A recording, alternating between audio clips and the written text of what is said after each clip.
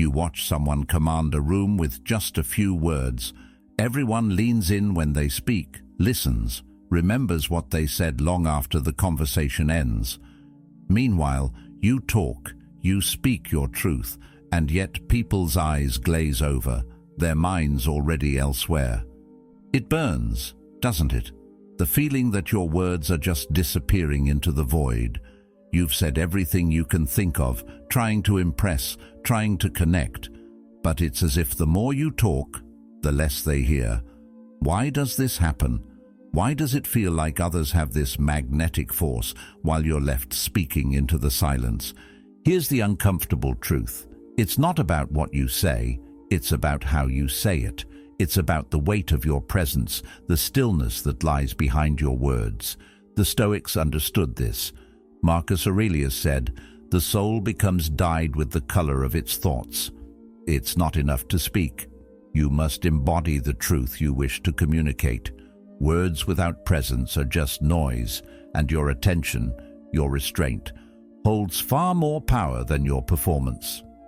If you're tired of speaking to empty ears, tired of being overlooked, it's time to stop adding to your words and start subtracting the distractions. If you're ready to discover the power of saying less, of speaking with true presence and purpose, then please subscribe. It's about committing to a journey of self-mastery, growth, and meaningful connection. Let's dive deeper. 1. Invite them to share.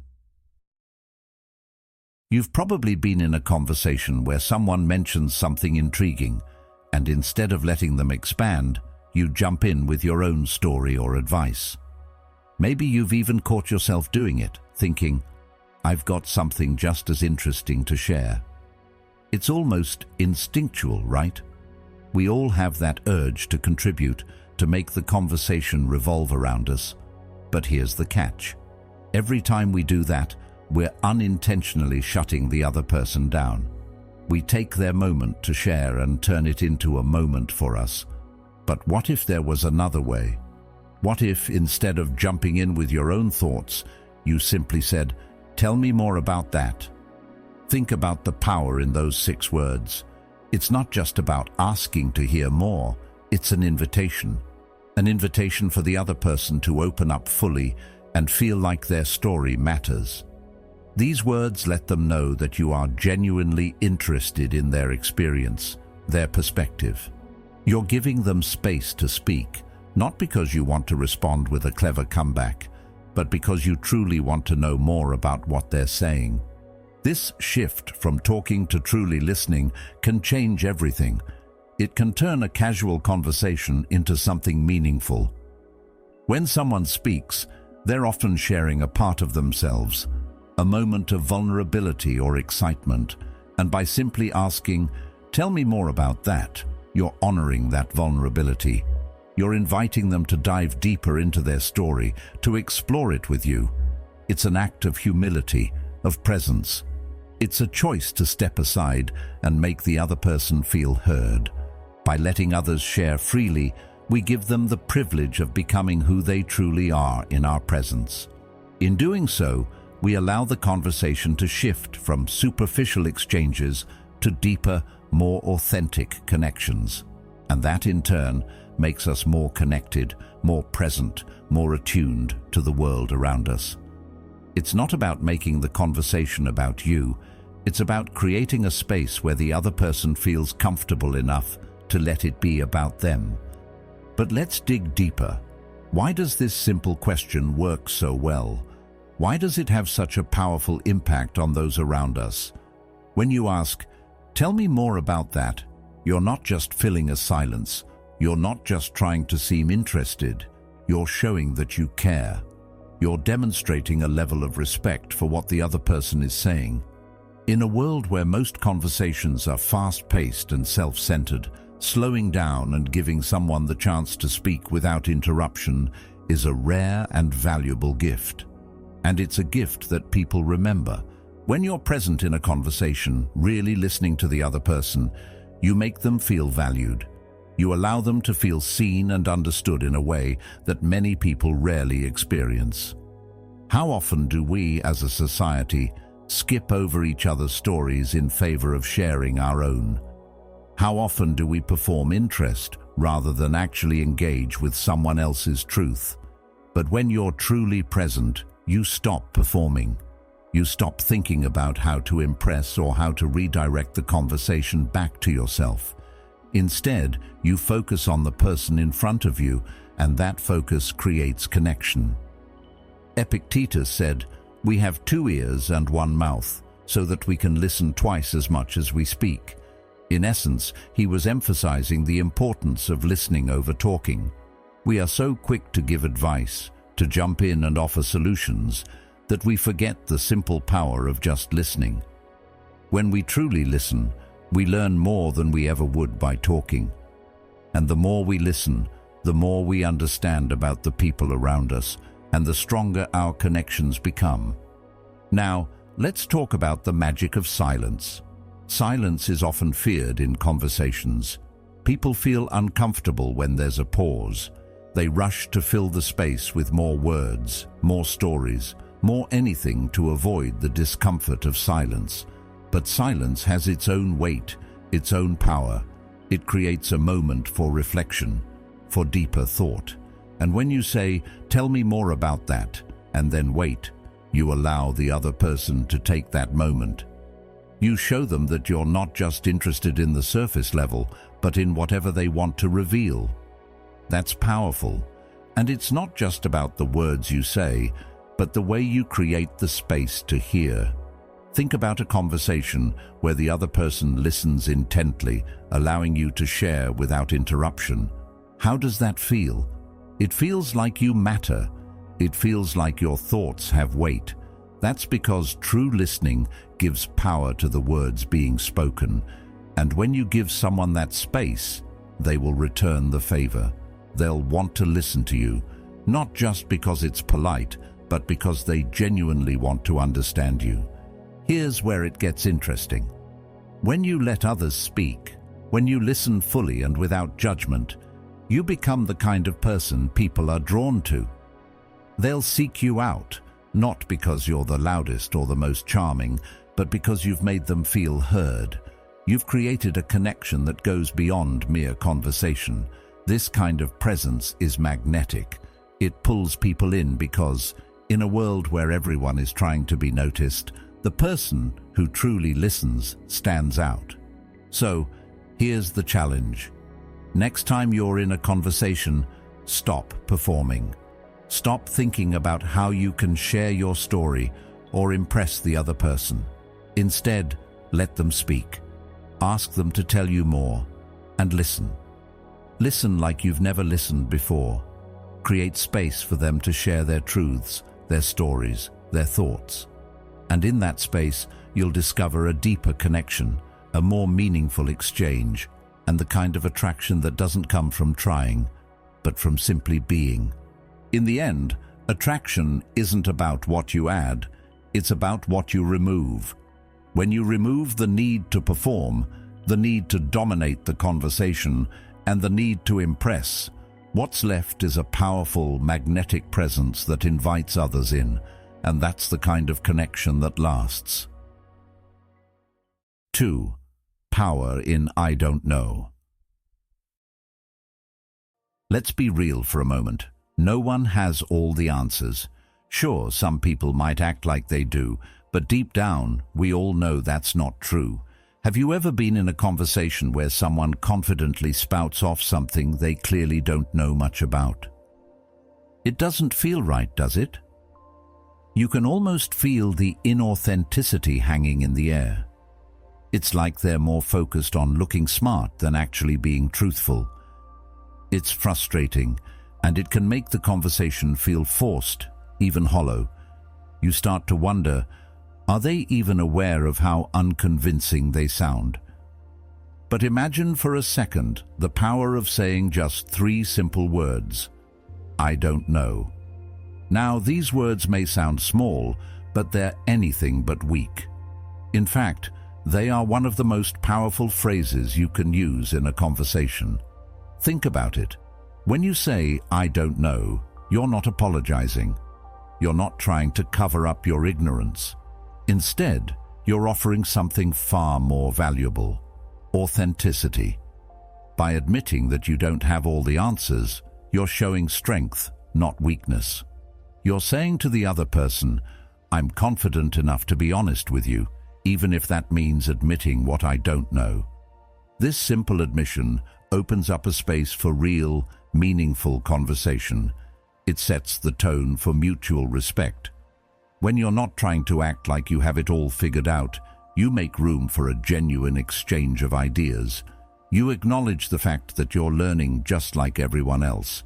This creates trust, and trust is the foundation of any strong relationship, whether personal or professional. When people feel that they can trust you, they're more likely to engage with you honestly and openly. In a world where everyone seems to be competing to look like they have all the answers, saying, "I don't know," becomes a rare act of courage. It's not easy to admit when you don't have the answer, especially when it feels like there's so much pressure to appear knowledgeable. But it's precisely this honesty that builds real connections. When you show vulnerability by saying, "I don't know," you're making yourself more relatable. You're showing that you're human, just like the other person. And that's something people truly respect. Admitting that you don't know something doesn't mean you're not authentic. It means you're being true to yourself. It means you're willing to step out of the performance and engage in a way that's grounded in reality. The more comfortable you get with acknowledging your limits, the more authentic your interactions become. And authenticity, especially in a world that often feels like it's built on facades, is magnetic. But why is it that so many of us struggle to say, "I don't know"? Why is it that we'd rather fake it than admit that we're not sure? The truth is, we're afraid of looking weak, unqualified, or uninformed. In a society that places such a high value on expertise and certainty, there's this underlying fear that if we don't have the answer, we're somehow less. But here's the kicker: being able to admit that you don't know something actually increases your credibility. Think about it. The more someone pretends to know everything, the more suspicious we become. We start to question whether they're really as knowledgeable as they seem. But when someone admits their limits, they show that they're honest and secure in themselves. And that's a trait that attracts respect. It's not easy, of course. In fact, it takes courage to say, "I don't know," when you're used to always having something to say. But here's the paradox.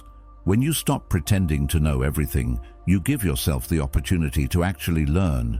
It's like a weight lifting off your shoulders. You no longer have to hold yourself up with false certainty.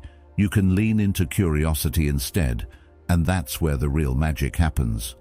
It's in the space of uncertainty that creativity and growth thrive. When you stop pretending to have all the answers, you open the door to new ideas. You become more receptive to the perspectives and knowledge that others can bring to the table. Saying, "I don't know," is an invitation to collaborate, to explore, and to learn from those around you. It shifts the focus from being about your personal expertise to being about the shared journey of discovery. This kind of openness doesn't just benefit you, it benefits everyone you engage with. It creates an environment where learning is valued over posturing and connection is prioritized over competition. Think about the people you admire. Are they the ones who always have the perfect answer, or are they the ones who are comfortable with ambiguity? The people you respect are often the ones who aren't afraid to say, "I don't know." And when they do speak, their words are more meaningful because we know they're coming from a place of genuine insight, not a place of trying to sound impressive. In a way, saying, "I don't know," actually elevates your voice. It shows that you are open to being shaped by the conversation, not just dominating it with your own assumptions. There's another aspect to this that we often overlook. Saying, "I don't know," creates room for others to contribute. How often have you been in a conversation where someone's dominating the discussion and you feel like you can't even get a word in? It's exhausting, right? When you allow space by admitting that you don't have all the answers, you're inviting others to share their thoughts. This isn't about giving up your position. It's about creating a more balanced, reciprocal conversation where everyone's voice is heard. When you learn to say, "I don't know," you also begin to develop a deeper sense of humility. You start to realize that there's so much more to discover and so many more perspectives to consider. You're no longer trapped by the need to be right. You free yourself from the anxiety of having to have all the answers. And this sense of freedom is incredibly empowering. You stop measuring your worth based on how much you know and start measuring it by how much you're willing to learn. So, the next time you're faced with a question you don't have an immediate answer for, resist the urge to fake it. Instead, let those 3 words roll off your tongue. I don't know.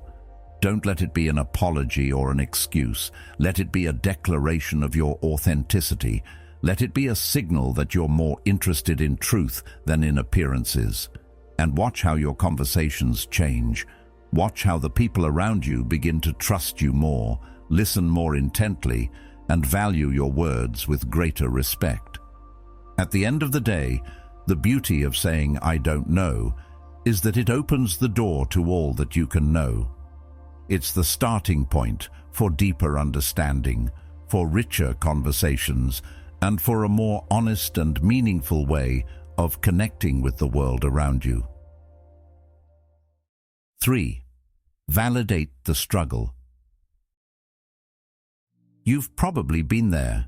Someone shares their struggles with you, and almost immediately your brain starts racing, thinking of ways to solve the problem. Have you tried this? Maybe you should do that? We all do it. It's natural to want to fix things, especially when someone you care about is going through a tough time. But here's the catch. Sometimes people don't want solutions. They don't need your advice or quick fixes. What they need is for you to simply acknowledge their pain.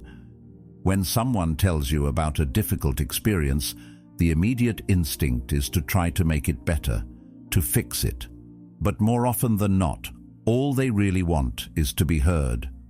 When we rush in with solutions, we can inadvertently diminish the weight of their struggle. We're essentially telling them that their pain isn't that big of a deal and can be easily solved. It might come from a place of care, but it's not what they need in that moment. Instead, they need validation. By saying, "That sounds difficult," you're doing something powerful.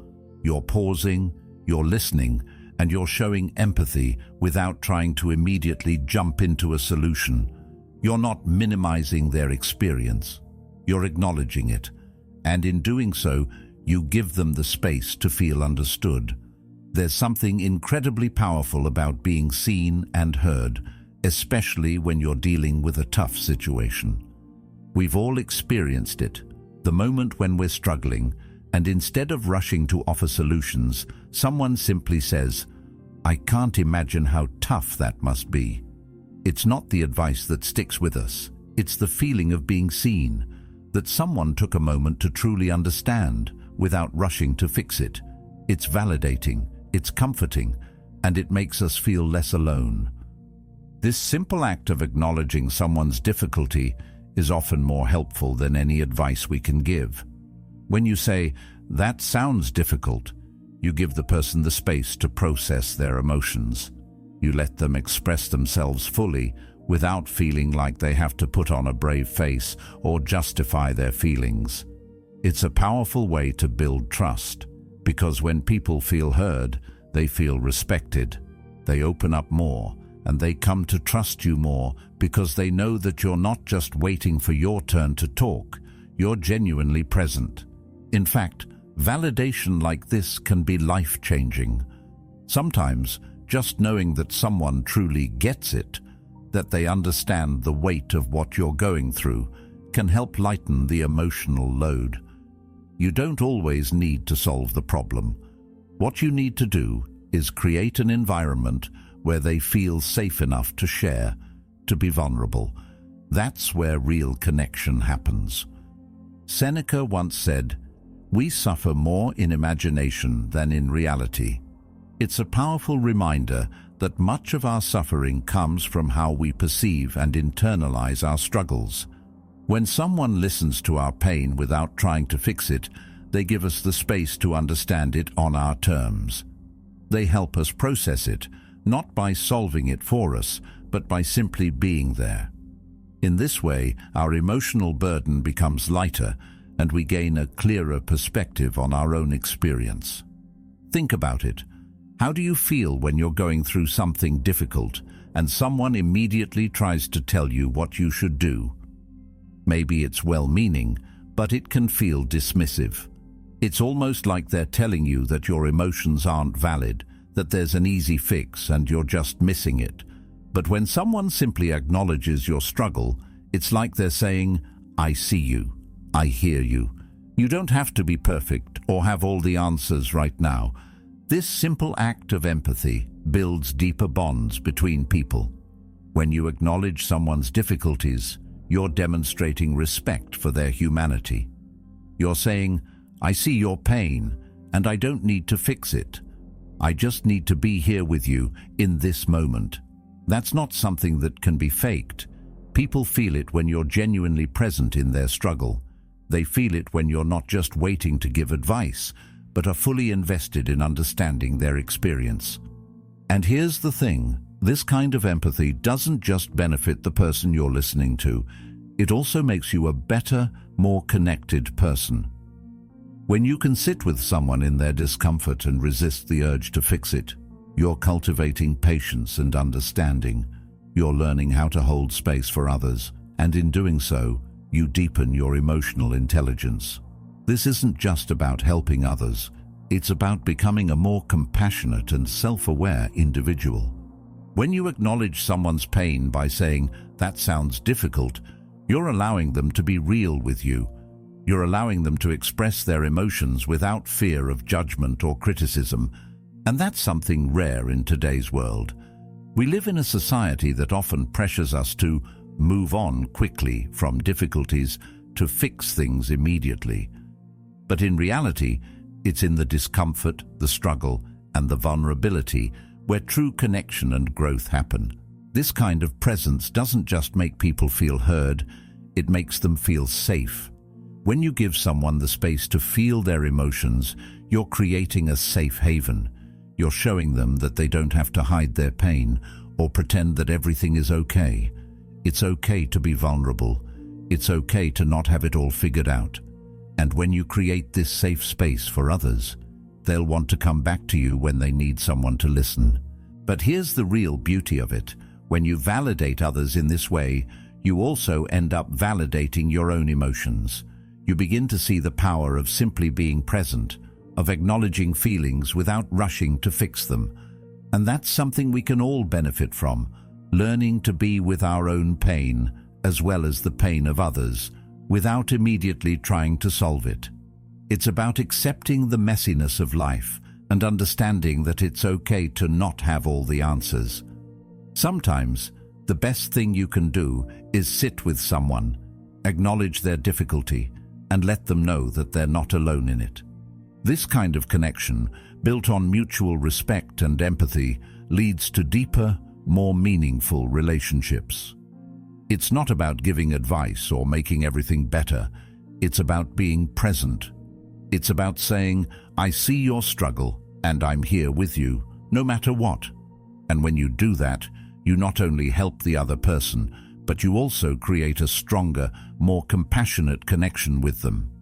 So next time someone shares a difficult experience with you, resist the urge to jump in with solutions.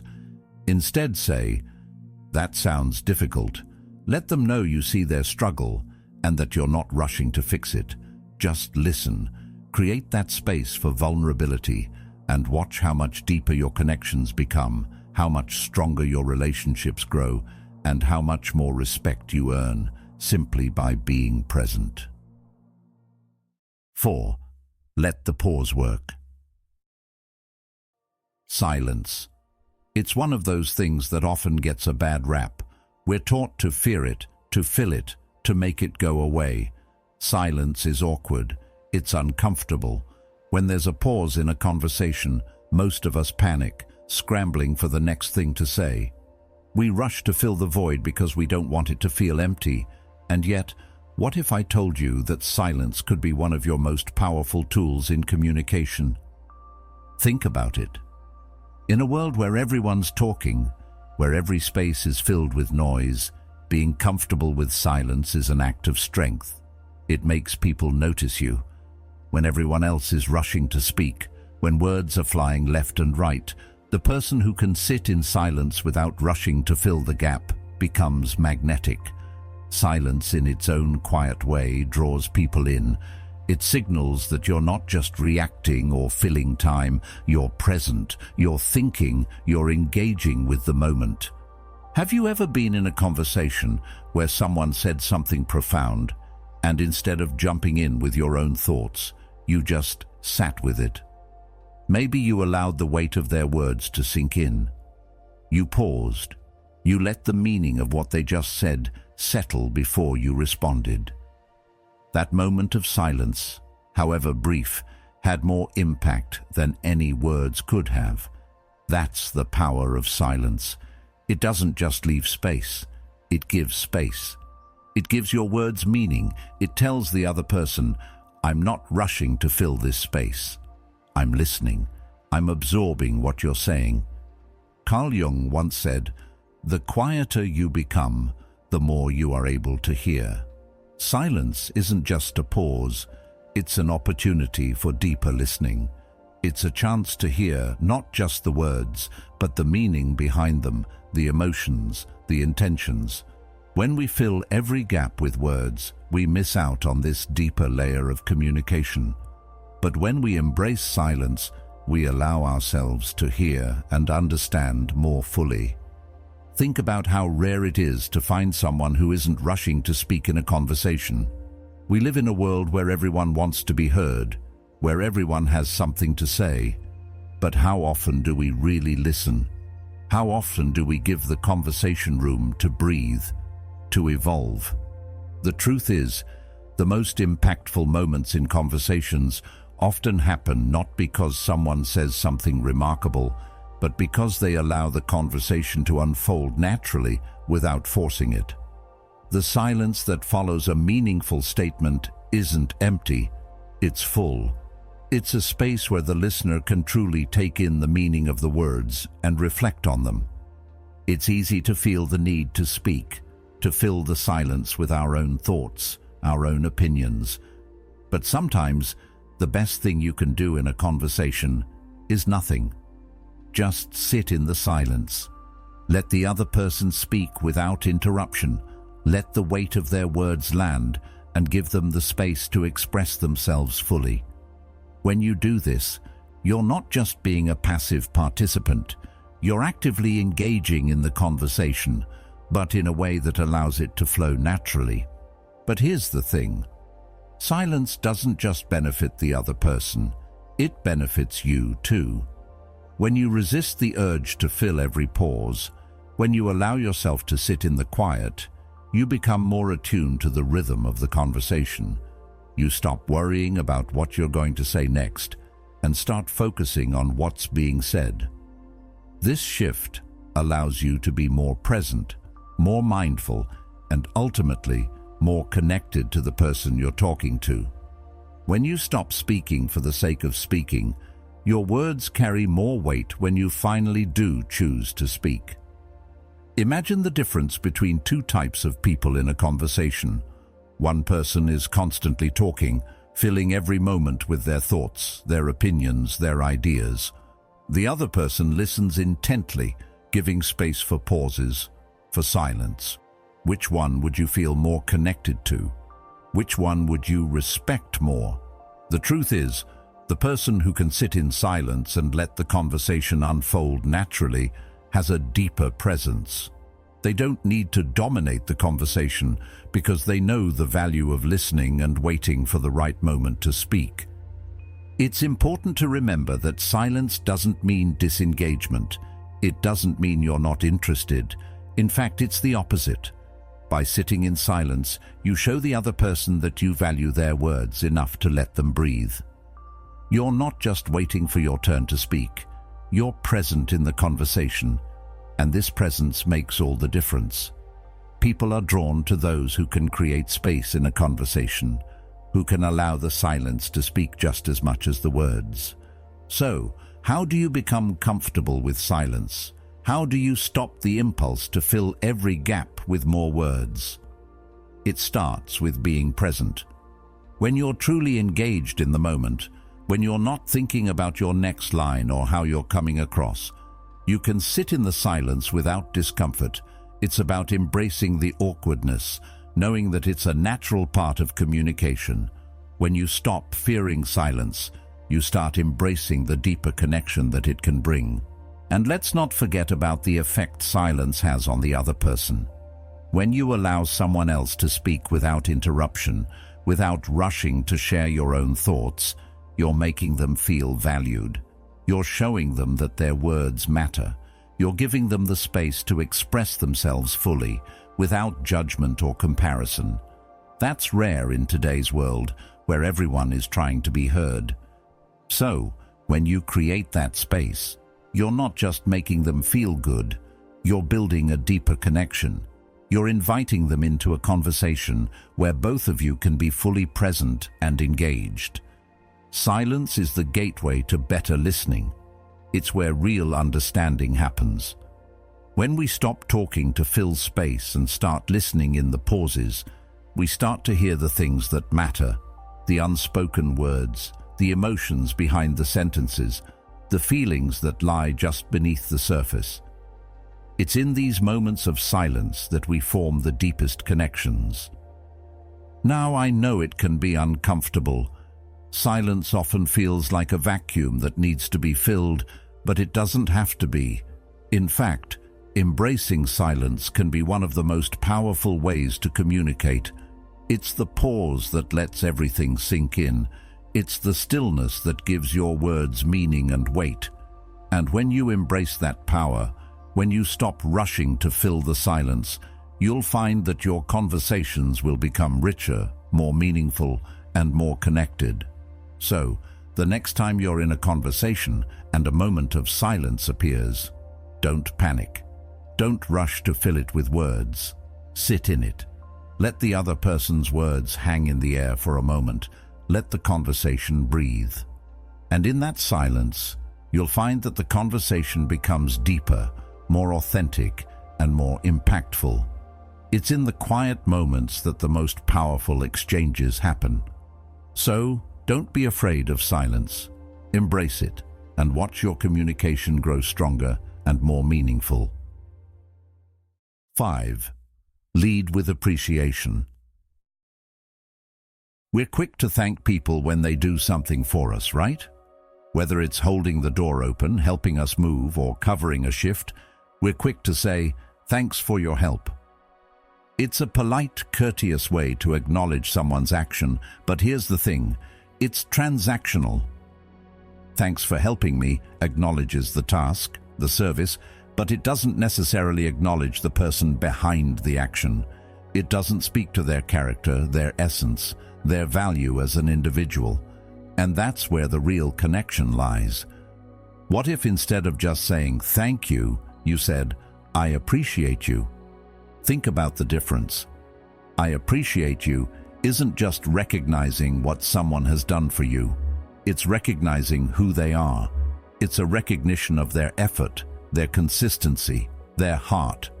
It's telling them, "I see you, and I see beyond what you've done. I see who you are as a person." This simple shift in language can change everything. When you tell someone you appreciate them, you're giving them something that's rare in today's world, a recognition of their true self, beyond just the tasks they complete for you. It's not about what they can do for you, it's about who they are at their core. This small act of recognition is magnetic. People crave to be seen beyond their actions. In a world that often values people for their productivity, their output, or what they can give, we forget the deeper value of simply being. When you recognize someone for who they are, not just what they do for you, it resonates deeply. You make them feel like they matter, not for what they can provide, but for who they are as a person. And that kind of recognition sticks. When you say, "I appreciate you," you're offering a deeper, more genuine form of respect. It's not just about expressing gratitude for a favor. It's about recognizing someone's presence and their unique contribution to the world around them. When you truly appreciate someone, you're recognizing that very essence of who they are. You're acknowledging their humanity, their presence, their consistency. You're letting them know that they're more than just a set of actions. They're a person with depth and value, and in doing so, you make them feel like they truly matter. We don't hear enough of this in today's world. How often do we hear people being acknowledged for their intrinsic worth, their character, rather than just the things they do? We're quick to thank someone for a service, a favor, or a task, but how often do we slow down to genuinely recognize the person behind it all? "I appreciate you" shifts the focus. It pulls people out of the transactional and into the relational. It tells them that their worth is not tied to what they do for you, but to the kind of person they are. And that shift can be incredibly powerful. It's easy to say thank you for a service rendered. It's polite, it's courteous, and it's expected. But "I appreciate you" goes deeper. It acknowledges the person's essence, their being. It's a statement of acknowledgement that goes beyond the immediate action and recognizes their consistency, their kindness, their unique value. When you offer that recognition, you're giving someone the gift of feeling seen, something we all long for but rarely receive. Think about the people who have left a lasting impact on your life. Are they the ones who were always quick to offer help and solutions, or are they the ones who took the time to see you as a person? The ones who appreciated you, not just for what you could do for them, but for who you were. Those are the people who stay in our memories long after the moment has passed. When someone takes the time to genuinely appreciate you for who you are, it's not something you forget. It makes you feel valued in a way that goes far beyond surface-level gestures. Now, imagine applying that to your own life. What would happen if, instead of just thanking people for the things they do for you, you told them, "I appreciate you"? It would shift the entire dynamic. You wouldn't just be acknowledging their actions, you'd be acknowledging their spirit, their consistency, the small things they do that might go unnoticed. And when you give someone that recognition, they feel seen, they feel heard, they feel valued. This isn't just about making someone feel good. It's about building a deeper connection. It's about creating relationships that aren't based on what people can do for each other, but on who they are. In a world where so many interactions are transactional, where the value of people is often measured by their utility, this kind of acknowledgement creates a rare, meaningful bond. It's a reminder that we are all more than just the roles we play. We are individuals with depth, with struggles, with stories. And when you say, "I appreciate you," you're telling someone, "You matter." Seneca once wrote, "No man is free who is not master of himself." This resonates when we consider the value of self-awareness and authenticity in our interactions with others. When we say, "I appreciate you," we're not just paying lip service, we're practicing authenticity. We're being present, aware, and intentional in recognizing the intrinsic value of those around us. It's an act of mindfulness, choosing to see the people in our lives, not just for the tasks they perform, but for the human beings they are. We live in a world where it's easy to take people for granted. We're busy, we're caught up in our own lives, and we forget to pause and recognize the people who make a difference in our day-to-day existence. But when we start offering more genuine appreciation, we change the way we relate to others. We begin to cultivate a deeper sense of respect, empathy, and connection. And that changes everything. So, the next time you're about to say thank you, stop for a moment and consider, can you go deeper? Can you offer something more meaningful, something that truly acknowledges the person in front of you? Instead of just saying, thanks for helping me, try saying, I appreciate you. Let it sink in. Let it be a moment of recognition, of seeing the person beyond their actions. And watch how that simple shift transforms your relationships, one meaningful acknowledgement at a time. Because when people feel appreciated for who they are, not just what they do, they'll never forget it, and neither will you. 6. Say no, clear, calm, and kind. Saying no is one of the hardest things we have to do, and yet it's also one of the most important. Think about it. We're conditioned from a young age to say yes to everything. Yes to favors, yes to requests, yes to things that drain our time and energy. We're constantly pulled in different directions, and most of the time, we just go along with it. But what happens when we don't have the strength to say no? We end up teaching the people around us that our time and energy have no value. It's easy to feel guilty about saying no. We worry that we'll disappoint people or that they'll think we're selfish. But here's the truth. Saying no isn't rude. It's an act of self-respect. When you say no, you're sending a powerful message that you have boundaries. You're telling others that you value your time, your energy, and your attention. You're not just giving them away for free, expecting nothing in return. And the more you say no, the more others will respect you for it. Think about it. When was the last time someone asked for your time and you didn't want to help, but you did anyway, just to avoid the awkwardness of saying no? Maybe you agreed to help with a project, even though you had your own priorities. Maybe you said yes to going somewhere when you'd rather have stayed in. What did that leave you with? Stress? Resentment? Frustration? You weren't respecting your own boundaries, and you certainly weren't respecting your own needs. In that moment, your time and energy became a currency that you gave away without thinking.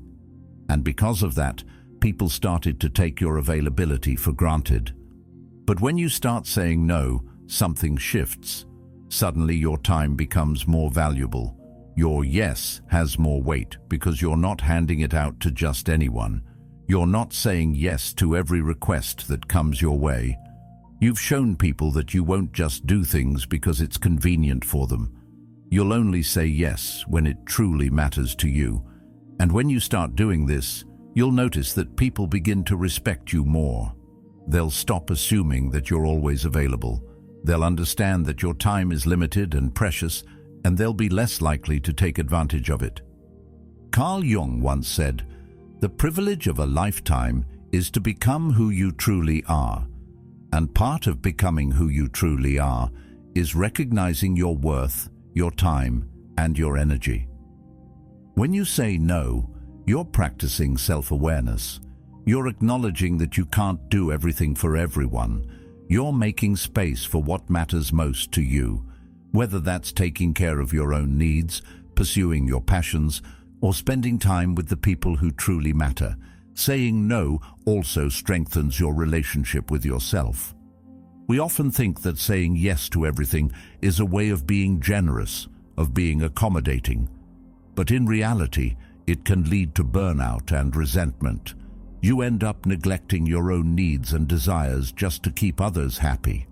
When you say no, you're giving yourself the time and space you need to recharge, to focus on your priorities, and to invest in your own growth.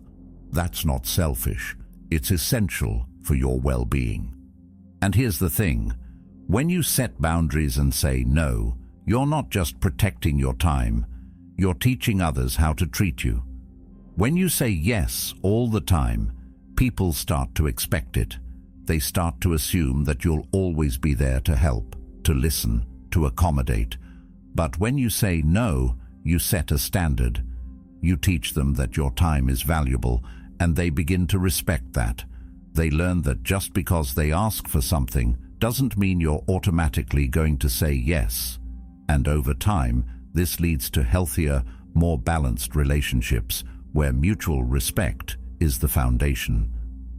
Many people struggle with saying no because they fear rejection or conflict.